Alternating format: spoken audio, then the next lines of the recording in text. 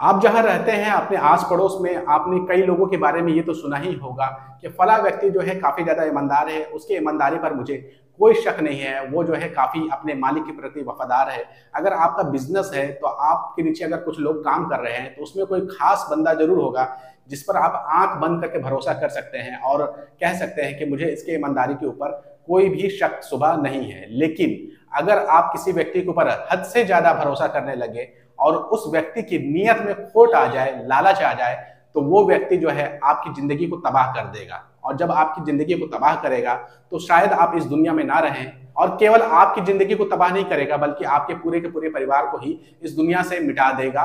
तो आपको सोचना पड़ सकता है। आज की जो सच्ची घटना है वो उत्तर प्रदेश के हापुड़ में 17 जुलाई 2016 को मिली एक लाश है। ये लाश थी एक लड़की की जिसका नाम था नैना प्रकाश। शुरू में उत्तर प्रदेश पुलिस ने जब इसकी जांच की और पड़ताल की तो उन्हें लगा कि ये जो है ऑनर किलिंग का मामला है। लड़की की लाश मिली है और उनका शक जो था लड़की के घर वालों के ऊपर था, लड़की के माता पिता और भाई के ऊपर था।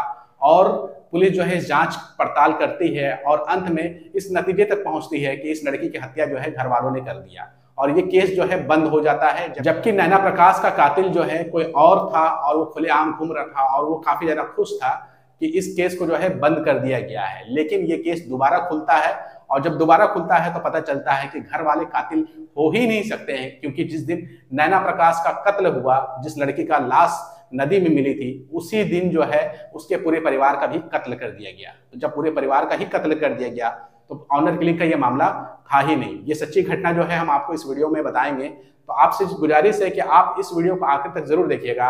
नमस्कार, आदाब, जय भीम, जोहार। सबसे पहले इस कहानी में मुख्य किरदार का नाम बता दें और उनका नाम है वेद प्रकाश करोड़ीवाल। उनकी पत्नी है साधना, बेटी का नाम नैना और बेटे का नाम जो है शुभम है। इसके अलावा दो और शख्स थे जिनका नाम है रितेश कटियार और अभिषेक पाल। इन्हीं के इर्द गिर्द जो है ये कहानी जो है घूमेगी और आपको पता चलेगा कि कैसे एक हंसता खेलता परिवार बर्बाद हो गया, इस दुनिया में अब नहीं रहा है, और पुलिस इसके किस तरीके से खुलासा करती है।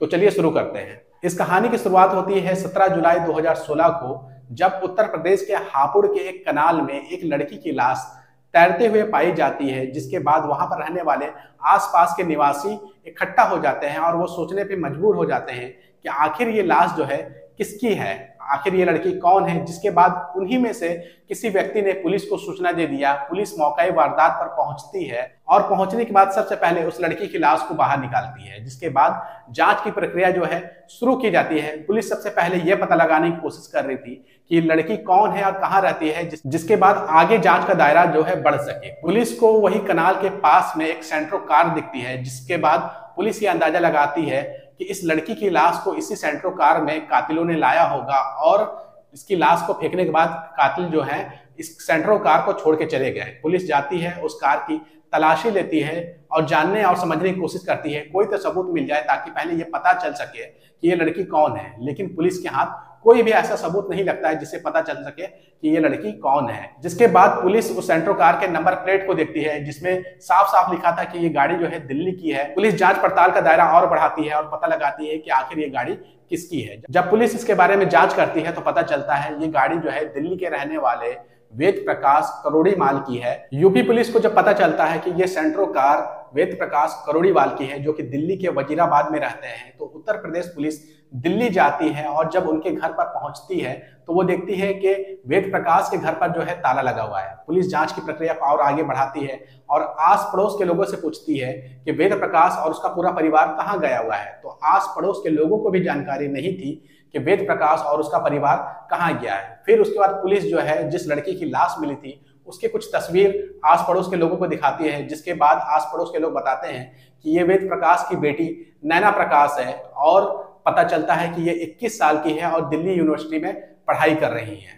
इसके बाद यूपी पुलिस ये सोचती है कि नैना प्रकाश यूनिवर्सिटी में पढ़ रही है और हो सकता है उसका जो है किसी लड़के के साथ अफेयर रहा होगा, और इसकी जानकारी जब वेद प्रकाश और उनके परिवार वालों को मिली होगी तो उन्हीं लोगों ने अपनी बेटी का कत्ल कर दिया होगा और कत्ल करने के बाद उत्तर प्रदेश के हापुड़ के कनाल में ले जाकर के फेंक दिया होगा। पुलिस जो है केवल अभी अंदाजा लगा रही थी और अपनी जांच की प्रक्रिया को आगे बढ़ा रही थी, लेकिन उनके हाथ में जो है कोई मजबूत सबूत नहीं लग रहा था। जब ये मामला जो है कोर्ट तक पहुंचता है और वहां पर पुलिस जो है इस थ्योरी को पेश करती है कि कहीं ना कहीं इसके परिवार वालों ने ही लड़की की हत्या की है, जिसके बाद कोर्ट जो है नैना प्रकाश के परिवार वालों को भगौड़ा करार देती है। इसके बाद यूपी पुलिस काफी ज्यादा कोशिश करती है, प्रयास करती है कि नेहा प्रकाश के घर वालों का पता लगाया जा सके कि आखिर वो लोग कहाँ है, लेकिन पुलिस के हाथ में कुछ भी नहीं लग रहा था। अंत में थक हार के यूपी पुलिस ने इस केस को क्लोज कर दिया, बंद कर दिया और मान लिया कि ये मामला जो है ऑनर किलिंग का है और इस केस को बंद कर देती है। जैसे ही ये केस बंद होता है तो सबसे ज्यादा खुश असली हत्यारे होते हैं,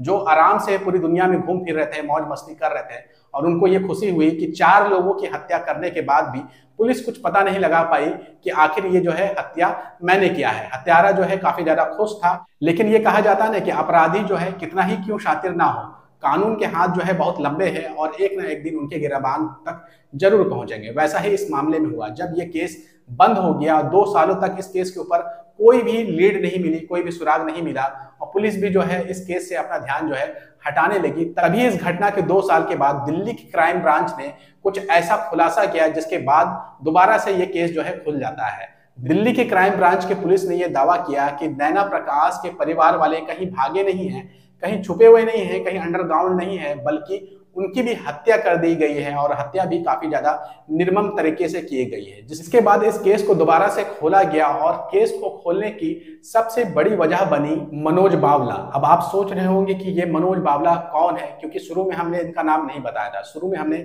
6 लोगों के नाम बताए थे और कहा था ये कहानी जो है इन्हीं के इर्द गिर्द घूमेगी, लेकिन जब जांच की प्रक्रिया आगे बढ़ाई गई तो 2 लोगों का और नाम सामने आया, एक मनोज बावला, दूसरा सोनू। मनोज बावला ही वो शख्स था जिसके बारे में जब पुलिस को पता चला उसके बाद ही पुलिस ने इस केस को दोबारा रीओपन किया। अब आप सोच रहे हैं कि आखिर वो कौन सी बात मनोज बावला के बारे में पता चली, तो आपको हम बता दें, कुछ लोगों की आदतें होते हैं डींगे हाँकने की। वो बड़ी बड़ी बातें करते हैं और कहीं ना कहीं उनके डींगी हाँकने की वजह से, सेखी बघारने की वजह से कई बार उनको नुकसान हो जाता है। वैसा ही इस मामले में हुआ कि मनोज बावला जो है अपने कुछ साथियों के सामने डींगे हाँक रहा था, सेखी बघार रहा था कि उसने 4 लोगों का कत्ल कर दिया है और आज तक पुलिस जो है उन्हें पकड़ नहीं सकी है। ये बात जो है किसी तरीके से दिल्ली की क्राइम ब्रांच के पुलिस के कानों तक पहुंच जाती है, जिसके बाद पुलिस तैयारी करने लगती है मनोज बावला से पूछताछ करने की। तो पता चलता है कि मनोज बावला की रोड एक्सीडेंट में मौत हो गई है, जिसके बाद पुलिस एक बार फिर से परेशान हो उठती है कि आखिर इस केस को कैसे सॉल्व किया जाए। पुलिस के हाथ खाली थे और पुलिस ने भी ये ठान लिया था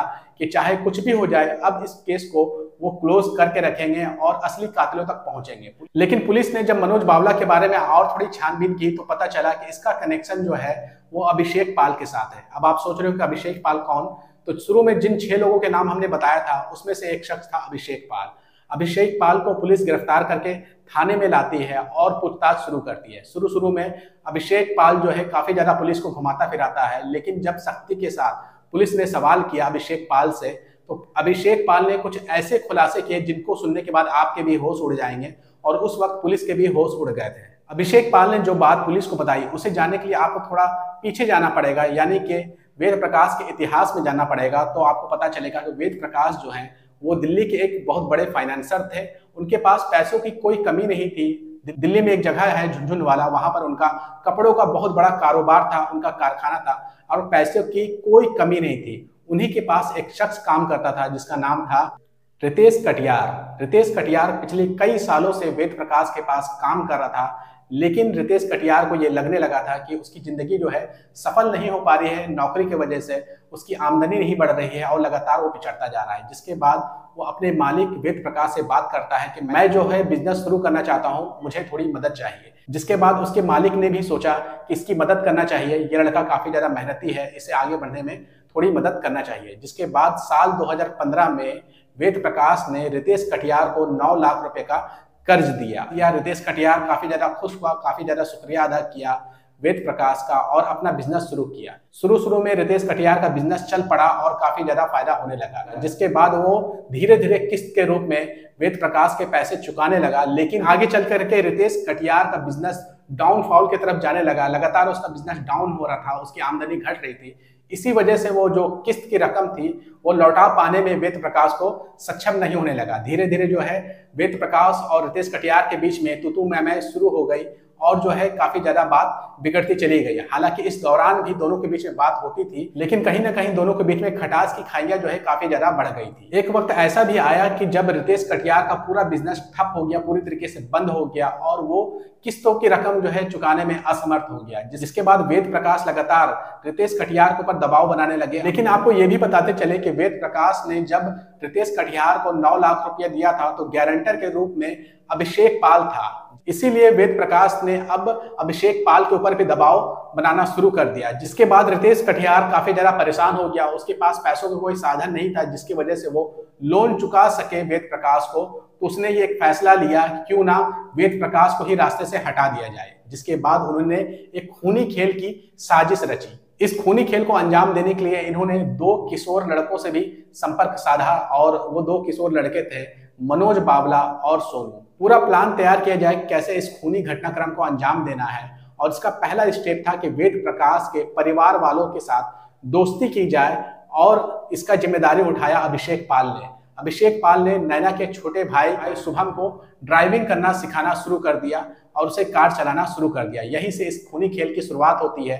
धीरे धीरे ये काफी ज्यादा इस परिवार के करीब जाने लगा और धीरे धीरे इस परिवार के काफी ज्यादा करीब चला गया। इसी बीच अभिषेक अपने प्लान में कामयाब हो गया, क्योंकि उसका प्लान था कि इस परिवार के करीब आया जाए, और वो करीब आ चुका था। और अब खूनी खेल को अंजाम देने का दिन चुना जाना था, और वो दिन चुना गया 15 जुलाई 2016। 15 जुलाई 2016 को होता ये है कि अभिषेक पाल अचानक से इनके घर सुबह 11 बजे आता है और कहता है कि शुभम की जो कार है उसकी टायर जो है खराब हो गई है वेद प्रकाश से, और आपको मेरे साथ चलना पड़ेगा गैरेज जहां पर उसकी टायर बनाई जा रही है और वहां से गाड़ी लेकर के आना पड़ेगा। परिवार के किसी भी लोगों को शक नहीं होता है कि जो अभिषेक कह रहा है उसमें जरा से भी कोई झूठ की बात है, शक की बात है। और वेद प्रकाश अभिषेक के साथ चल पड़ता है अपने बेटे के टायर को बनवाने के लिए और कार को वापस घर लाने के लिए। लेकिन उन्हें क्या पता था कि वो जा तो रहे हैं लेकिन वापस नहीं आ पाएंगे। वेद प्रकाश अभिषेक पाल के साथ अपनी गाड़ी को वापस लेने के लिए उसके साथ निकल जाते हैं और कार की अगली सीट पर बैठ जाते हैं।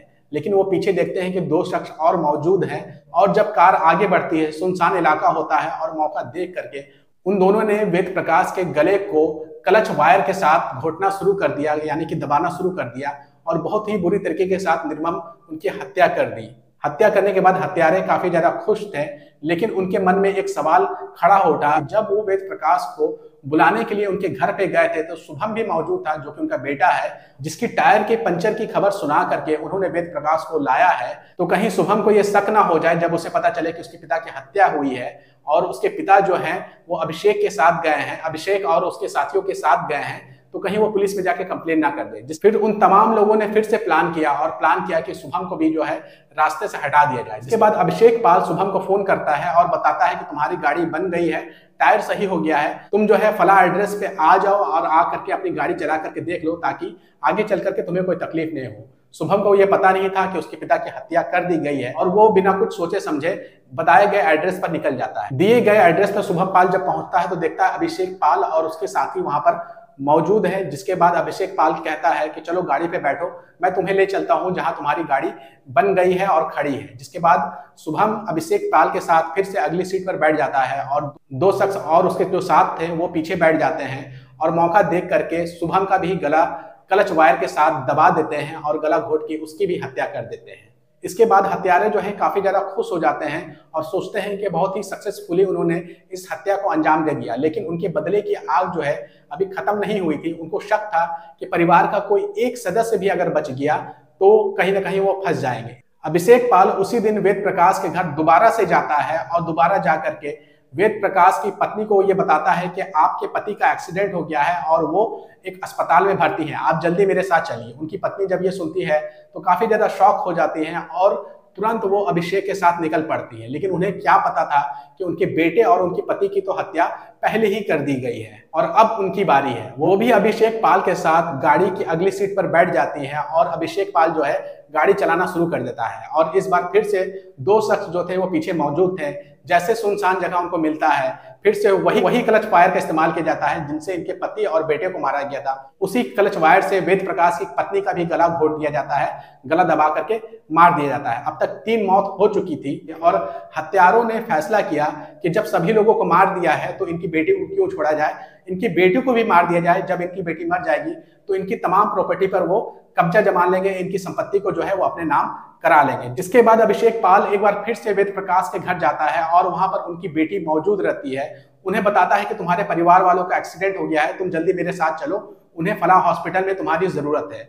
जिसके बाद उनकी बेटी भी कुछ नहीं सोचती है और वो अभिषेक पाल के साथ गाड़ी में बैठ जाती है, आगे बैठ जाती है और पीछे फिर से वो 2 शख्स मौजूद थे। और कुछ दूर चलने के बाद जैसे सुनसान जगह आता है, उन दोनों शख्स ने फिर से वही क्लच वायर निकाला और इस बार उसकी बेटी का भी गला दबा करके निर्मम तरीके से हत्या कर देते हैं। अब तक परिवार के 4 सदस्यों की हत्या हो गई थी, या फिर कहें कि पूरा का पूरा परिवार खत्म हो गया था। जिसके बाद वो उन चारों की लाशों को डिक्की में भरते हैं, गाड़ियों में भरते हैं और एक सुनसान जगह पर जाते हैं जहां पर एक स्कूल मौजूद होता है और वो स्कूल हमेशा के लिए बंद रहता है। वहां पर उन चारों की लाश को फेंक देते हैं। 15 अक्टूबर की रात को वो लोग काफी ज्यादा खुश थे, जश्न मना रहे थे कि पूरा का पूरा परिवार खत्म कर दिया और अब सिर्फ लाश को ठिकाने लगाना है। रात बीत जाती है, इसी बीच वो लोग प्लानिंग करते हैं कैसे जो है लाश को ठिकाने लगाना है। वो लोग आपस में चर्चा करते हैं कि इनके लाश को जो है किसी नदी में फेंक दिया जाएगा। जिसके बाद वो लोग वापस से उस सुनसान सड़क की स्कूल पर पहुंचते हैं और चारों की लाशों को एक चटाई से, एक बोरे से बांध देते हैं और उसके ऊपर खूब सारा परफ्यूम छिड़क देते हैं ताकि किसी को पता ना चल सके। इसके बाद चारों हत्यारे उन तमाम लाशों को अच्छे से बांध करके गाड़ी में रख देते हैं और ये वही सेंट्रो कार थी जो कि वेद प्रकाश की थी।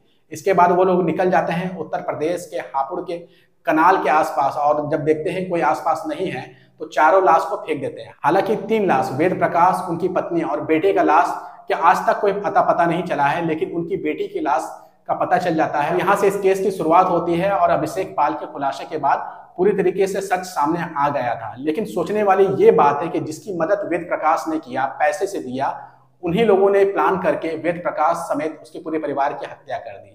इस केस का मुख्य आरोपी रितेश कटिहार और अभिषेक पाल था, लेकिन रितेश कटिहार ने इसी बीच आत्महत्या कर लिया। शायद उसे पछतावा होगा कि जिस परिवार की उसने हत्या की है उस परिवार ने कभी उसकी मदद की थी और वो आत्महत्या कर लेता है।